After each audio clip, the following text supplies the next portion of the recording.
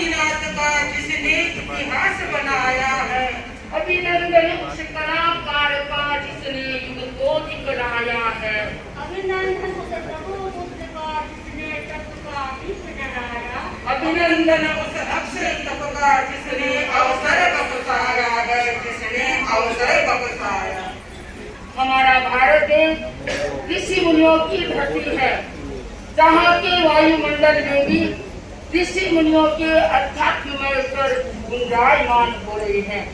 अनेक ऋषि मुनियों ने इस भारतवर्ष की धरती को अपने कठोर साधना से विश्व को वंदनीय अभिवंदनीय बना दिया।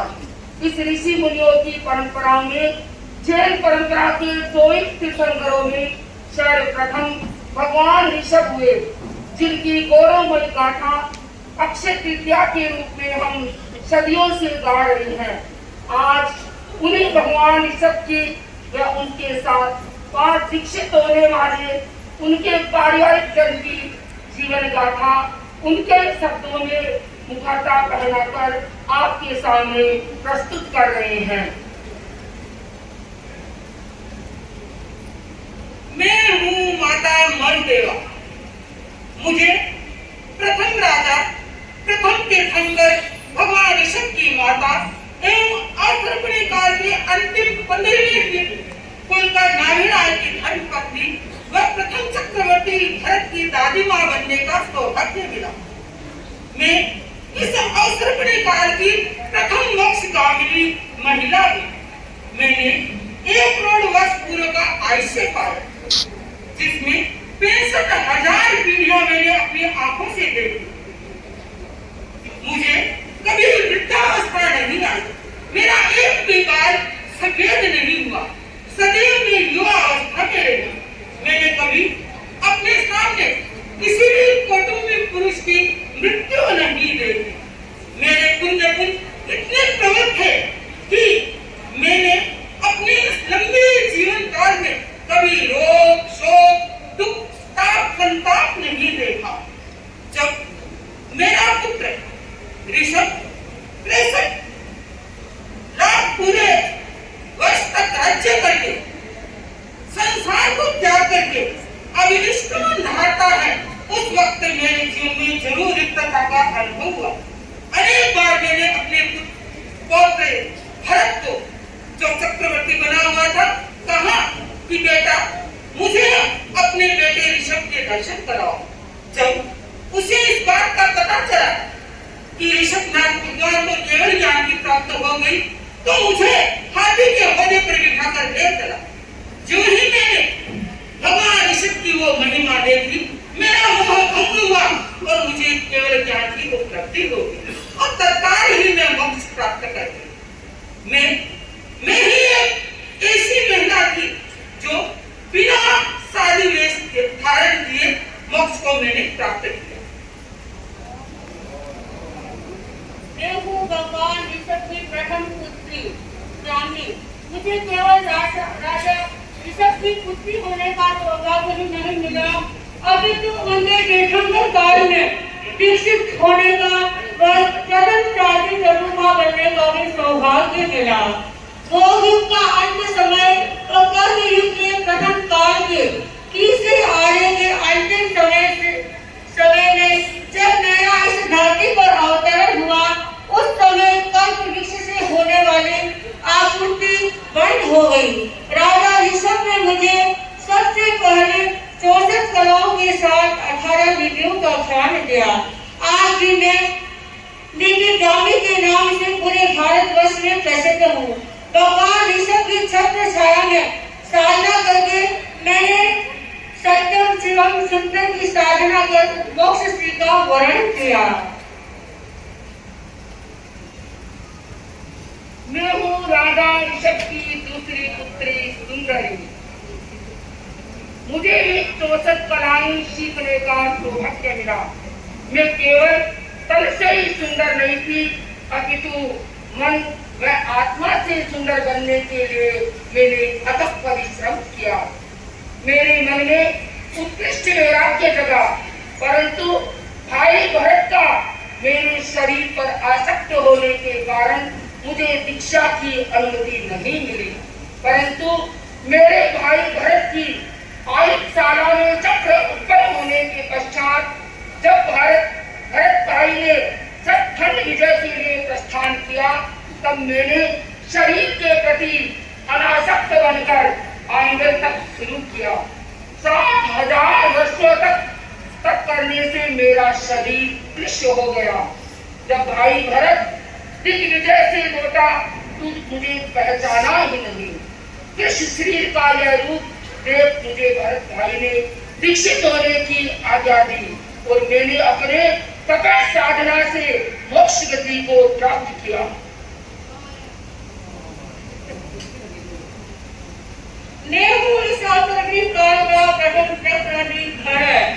मुझे एक साथ 3 दिन बधाइयां मिली।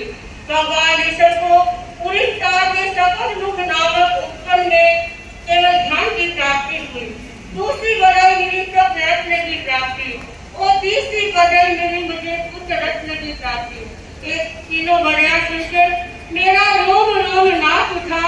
मैंने चिंतन किया सबसे पूर्व मुझे क्या करना चाहिए, तो मैंने सबसे पहले प्रभु दर्शन के लिए प्रस्थान किया।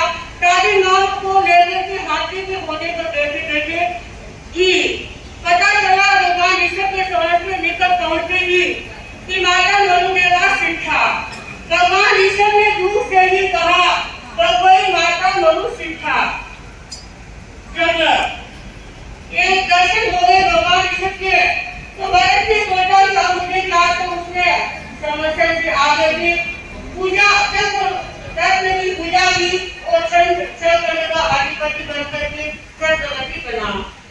बाहुबली की दिशा ने मेरे दिशा को एक दर्जे के साथ मुझे निर्लिप्त और अनासक्त बना दिया।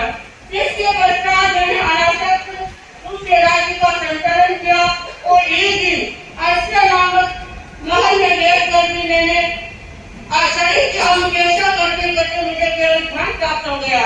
1 लाख वर्ष तक इस पृथ्वी पर केवल ध्यान की आराधना करके मानव जीवन का उद्धार करते हुए मैंने मोक्ष श्री का वर्ण किया। मैं हूँ भगवान ईश्वर का शूरवीर महासुभट प्रबल योद्धा बाहुबली। जब भाई भरत ने चक्रवर्ती बनने हेतु अपने दूत को मेरे राज्य बहली तक्षशिला में भेजा और मुझे अधीन बनाने का प्रयास किया, तो उस वक्त मेरा छत्रदेव जाग उठा और मैंने वीरोचित प्रत्युत्तर देते हुए कहा कि मैं युद्ध करूंगा। द्वंद्व युद्ध, दृष्टि युद्ध, वाग युद्ध, बाहु युद्ध और दंड युद्ध में जब भरत हार गया तो उसने मेरे पर चक्र का प्रहार किया, लेकिन स्वजन होने के नाते चक्र ने मेरे शरीर की परिक्रमा की। पुनः वो भरत के पास लौट गया। मुझे बड़ा आक्रोश आया और मेरी मुट्ठी तन गई, परंतु इंद्र ने मेरी मुट्ठी को पकड़ते हुए कहा, यह अनर्थ मत करिए। क्षत्रियोचित मैंने उस मुट्ठी को अपने सिर पर रखा, पंचमुष्टि लौट किया और लौट करके साधु बन गए। मैं अपने भाइयों को, छोटे भाइयों को, 98 भाइयों को वंदन करने के लिए पीछे हटा और वहीं पर साधना करने के लिए तल्लीन हो गए। 1 वर्ष तक मैंने अपनी साधना की। जब मेरी बहनें संसार पक्षी ब्राह्मी और सुंदरी मेरे पास आए और उसके वचन मेरे कानों में पड़े, वीरा भरा गजपति उतरो, तो उस वक्त मेरी सुप्त चेतना जागृत हो गई। मेरा अहंकार पिघल गया और मेरे अपने 98 भाइयों जो साधु बने हुए थे उनको वंदन करने के लिए जो ही आगे बढ़ा, मुझे केवल ज्ञान की उपलब्धि हो गई और मैंने इस पृथ्वी पर उस केवल ज्ञान के माध्यम से अनेक लोगों का उद्धार करते हुए मोक्ष श्री को प्राप्त किया।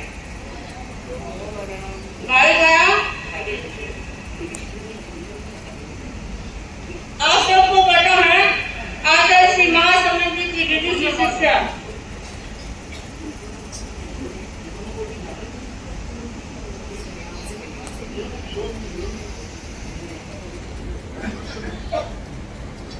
मैं हूँ इस अवक्रमणी काल का प्रथम तीर्थंकर ऋषभ। मेरे पिता ने मुझे इस काल का प्रथम राजा बनाया, जिसका मैंने 63 लाख वर्ष पूरे तक कुशल संचालन किया।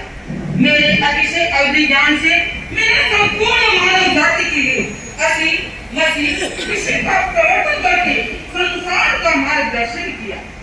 गृहस्थावस्था में 83 लाख वर्ष पूरे तक रहने के पश्चात मैंने विदिता नगरी पूरे परिवार और लोगों का त्याग कर 4000 व्यक्तियों के साथ संन्यास तक को स्वीकार किया। लाभंतराय के विपाकोदय से मुझे 13 महीने और 10 दिन तक आहार पानी उपलब्ध नहीं हुआ।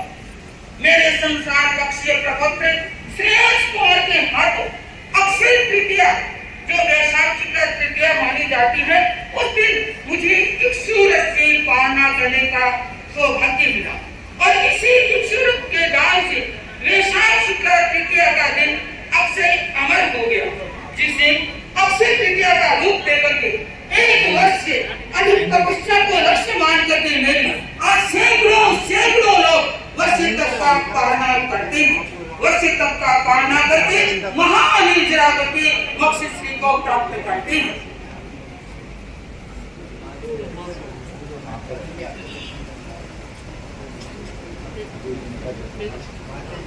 मैं हूँ भगवान ऋषभ का परपुत्र प्रियांक।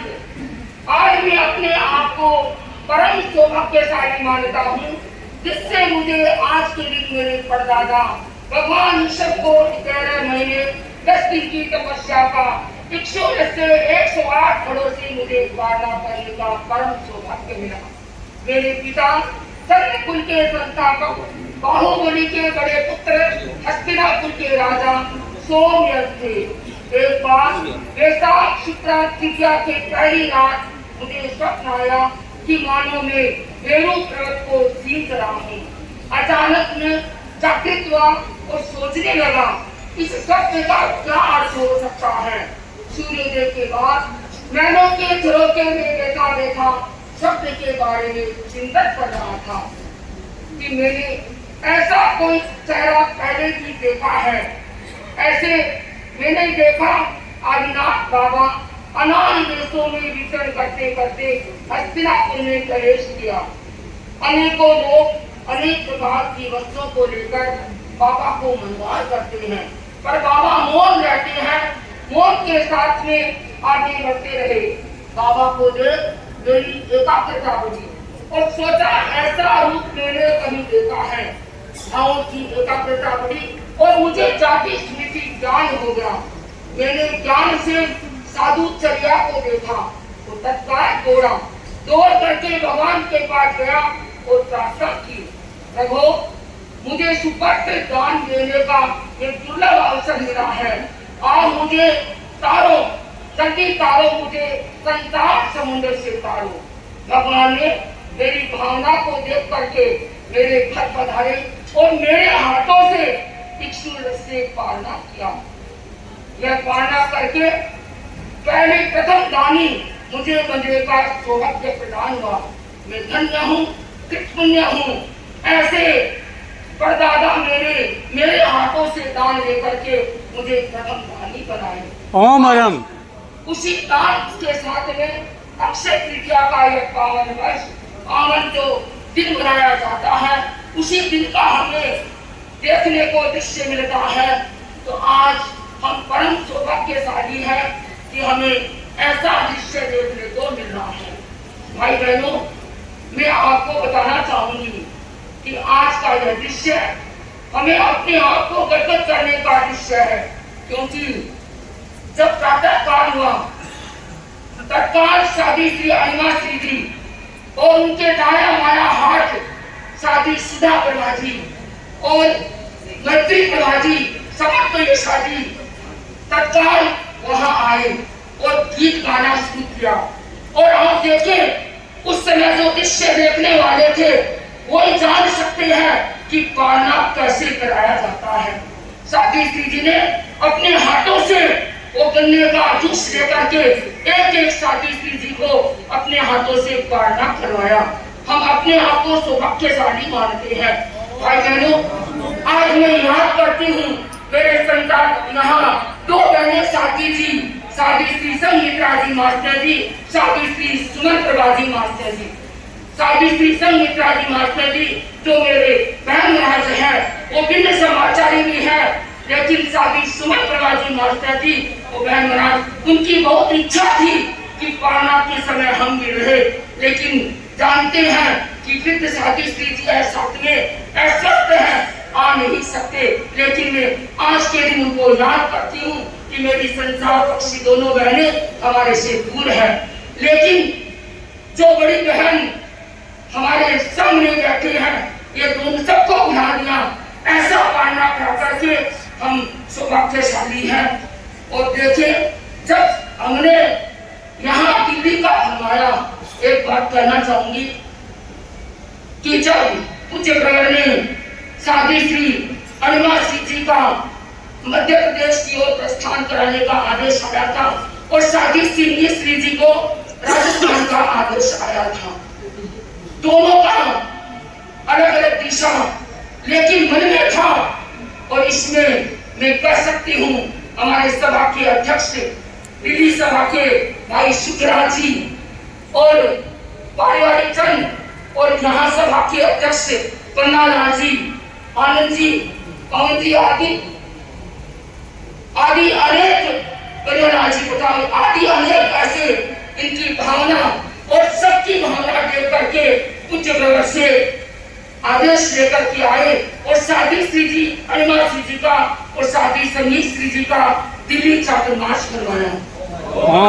आप देखिए हम देख रहे हैं उसी दिन से शायद मैं कह सकती हूँ साध्वी अनिमा श्री जी और साध्वी संगीत श्री जी इनके दिल में बैठ गई कि पालना मुझे करना है साध्वी अनिमा श्री जी के हाथों से, और इनके मन में थी कि पालने के समय चाहे कहीं भी हो मैं दिल्ली में उपस्थित हूँ। ये है आपस में तार जुड़ा हुआ और आज वो भावना हमारी फलित हो रही है।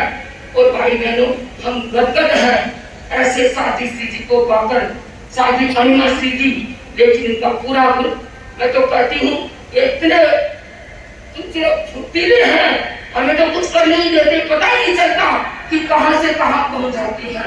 तो ऐसे हम परम सौभाग्यशाली हैं, आज हम साध्वी श्री जी के सानिध्य में पालना कर रहे हैं।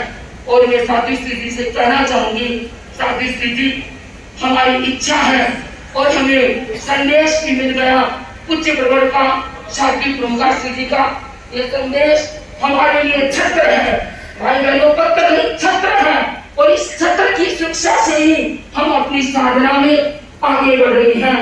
तो साध्वी श्री जी के सानिध्य में यह पालना करके हम ये आशीर्वाद चाहते। साध्वी श्री जी आप हमें ऐसा आशीर्वाद देना हम आगे भी वर्षी तक कर सकें, हमारी भावना है हम आगे वर्षी तक करें। आप ऐसा मंगल पाठ सुनाए जैसे हमारे निर्विघ्न रूप से हम आगे बढ़ते रहें, और ऐसा हमारा दिन आए एक दिन कि हम पूज्य प्रवर के श्री चरणों में जाकर के पालना करें, उनके हाथों से करें। और मैं बताना चाहूंगी मैं अपने आप को परम सौभाग्यशाली मानती हूँ, वो दिन इधर आगा साध्वी प्रमुखा श्री जी के हाथों से मुझे वो कवच मिलेगा, क्योंकि मेरी दीक्षा साध्वी प्रमुखा श्री जी के साथ में हुई है, तो मुझे गौरव है उनके साथ में दीक्षित होने का। तो आज यह परम दृश्य साध्वी श्री जी ने हमें दिखाया है, और ये घूमते घूमते कहा कि कहीं भी हो मुझे पाने में साध्वी श्री जी के पहुंचना है। तो ये दिल की बात है। और ये पीछे वाले साथी श्री जी करेंगे। मैं तो प्रभु शक्ति लेकर छोड़ी बरसा, मैं तो प्रभु शक्ति लेकर छोड़ी बरसा, बरसी तकरो पार कर भव सागर न कर श्यासा, बरसी तकरो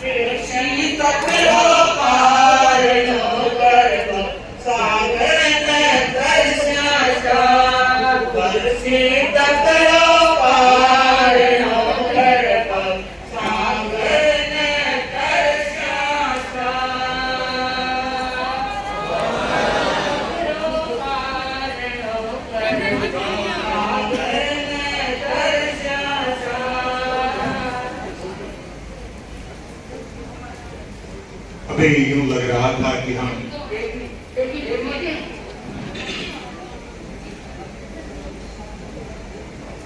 रिटर्न गिफ्ट देखो साथी जी ने हमारे तक की अनुमोदना करते हुए इनका तो गिफ्ट हमने पता नहीं कितनी बार लिया है। और मैं कहना चाहूंगी कि 23 वर्षों से साथी जी अपने बड़ी बहन से या कहे अपनी सखी जैसे है क्या गुरु से मिले थे, लेकिन साथी जी मैं आपको कहना चाहूंगी मिले चाहे 23 वर्ष से, लेकिन 23 वर्ष के बीच का जो समय है जिनको कहे कि दूर रहे उनकी पूरी कसर आपने इतने दिनों में निकाली, क्योंकि जहां भी गए ये हमारे से पहले उपस्थित रहते हैं और इनकी भावना है कि भक्ति हम ही करेंगे। अच्छा है हम तो अपने आराम से बैठे बैठे खाए और मौज करें, यही तो कहते हैं कि बड़ों के चरणों में आते हैं तो वो हमेशा मौज ही करते हैं। तो हम तो मौज ही कर रहे हैं, क्योंकि जहाँ हमारा प्रोग्राम मैंने साथी श्री जी हमें वहाँ उपस्थित रहते हैं और कुछ करना ही नहीं पड़ता। और मैं करना चाहूंगी साथी कर्णिका जी, माता जी, सुधा प्रभा जी, मैत्री प्रभा जी और समर्थ यशा जी इतने हमारा ध्यान रखते हैं, बड़े बड़ा प्रेम को चीज आएगी काफी और अपने हाथों से देंगे और ये इतने खिलाने में इतने माहिर हैं, हम तो इनके बराबर सक नहीं सकते, लेकिन ये तो बड़े चतुर हैं, खिलाने में भी चतुर हैं और काम करने में भी चतुर हैं। तो ऐसे परम हमारे बड़ी बहन और छोटी बहन सुधा प्रभा जी और साथी मैत्री प्रभा जी समर्थ दिशा से मिल करके हमें परम प्रसन्नता है और मैं करना चाहूँ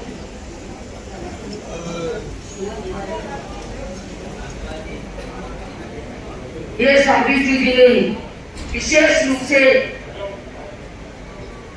वेक्षव शासन में प्रबुद्ध साथी अणिमा बनाम वेक्षव शासन में प्रबुद्ध साथी अणिमा बनाम संग प्रभावना करना हर पर है चिंता काम। प्रवचन शैली है अनुपम, प्रवचन शैली है अनुपम, जनता कहे तमाम, वीर वीर गंभीर है मृदुभाषी अभिराम, वीर वीर गंभीर है मृदुभाषी अभिराम। अणिमा संगीत पावस गिरी, अणिमा संगीत पावस गिरी, इस पार उस पार। आप समझे? साथी श्री जी, संगीत श्री जी महात्मा जी का इधर चातुर्मास है और साथी ये जो देख रहे हैं इस पार और उस पार, तो इधर साथी संगीत श्री जी का, उधर साथी अणिमा श्री जी का, लेकिन ये बीच का मिलन है, दिल से दिल का मिलन है, यानी दोनों का दिल जुड़ा हुआ है, दोनों अपने आप को बहनें मानती है, इसलिए हम साथी श्री जी को ये रिटर्न गिफ्ट दे रहे हैं। अणिमा संगीत पावस गिरी, इस पार उस पार, फिर भी दोनों का सदा जुड़ा हुआ दिल तार। सखियां दोनों है अभिन्न, सखियां दोनों है अभिन्न, विदुषी अवगुणकार, व्याख्यानी ज्ञानी जो है दोनों ही दिलदार, दोनों ही दिलदार। साथी अणिमा जी माता जी और साथी संगीत श्री माता जी बड़े उदार बना है और दोनों ही दिलदार है, दोनों हाथों से बांटने वाले हैं। अब साथी शांत स्वभावी कर्णिका श्री जी, शांत स्वभावी कर्णिका श्री जी, अल्पभाषी सुखकार, विनय समर्पण भाव से है जीवन गुलजार, विनय भाव विनय समर्पण भाव से है जीवन गुलजार।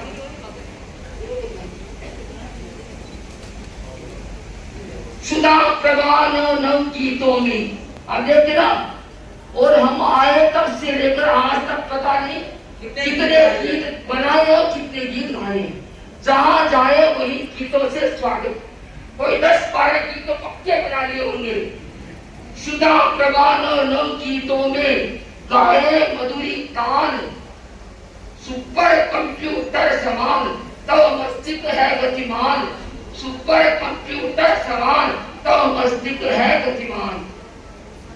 मैत्री प्रभा की मित्रता, मैत्री प्रभा की मित्रता है खुली किताब, फुर्तीली है चाल देखो ऊंची रफ्ती ख्वाब, फुर्तीली है चाल देखो ऊंची रफ्ती ख्वाब। दुबली पतली है काया, दुबली पतली है काया, खाने में कमजोर। समझ शासिया इनको देखकर सके कैसे जीते, पता नहीं ये तो बड़े महाराज जान सकते हैं कि ये कैसे जीते हैं।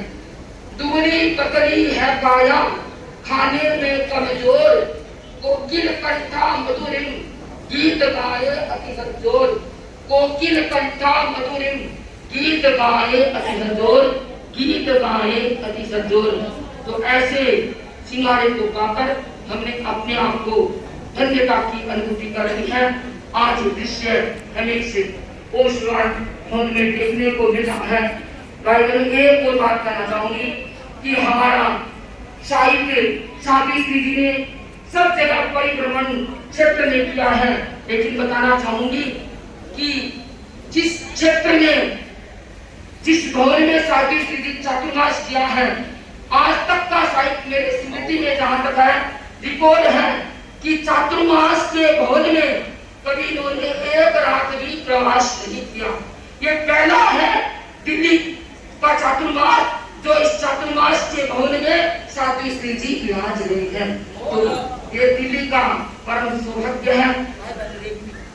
बड़े हमारे साथी संगीत जी ये राजधानी है, इसलिए और साथ में ये भी कहे तो क्योंकि इससे बड़े साध्वी श्री अणिमा जी माता जी विराज रहे हैं, तो हम तो इनकी छत्र छाया में इनके शरण में है, इसलिए हम यही मंगल कामना शुभ कामना करते हैं।